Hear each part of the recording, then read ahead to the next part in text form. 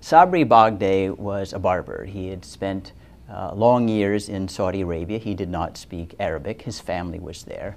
And he was accused by, I guess, a poisonous friend of having cursed, taken the name of the Lord in vain in a quarrel in his barber shop.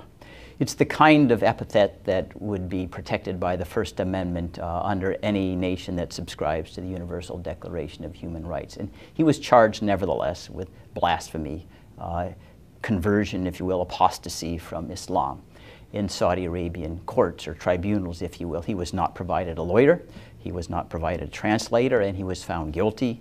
On appeal, that verdict was affirmed, and he's been sentenced to be beheaded.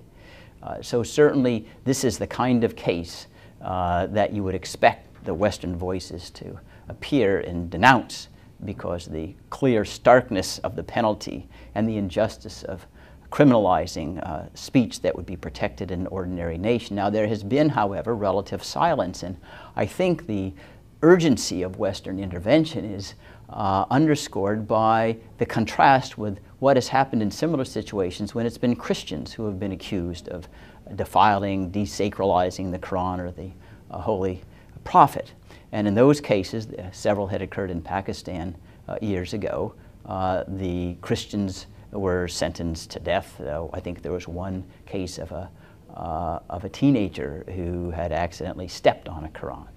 And these punishments were either forgiven or dismissed after the international community voiced very strong objection. And for the West now to remain silent when the circumstances seem the same with regard to injustice, the only difference being the one defendant is a Muslim and the others were Christians, seems to reinforce those who would try to foment jihads, hatred, resentment against the West by saying, this is really not a war against terrorism, it's a war against Islam. And that is simply a risk that we shouldn't take, especially when a protest is thoroughly consistent with the tradition of the West of being a beacon of human rights, of freedom.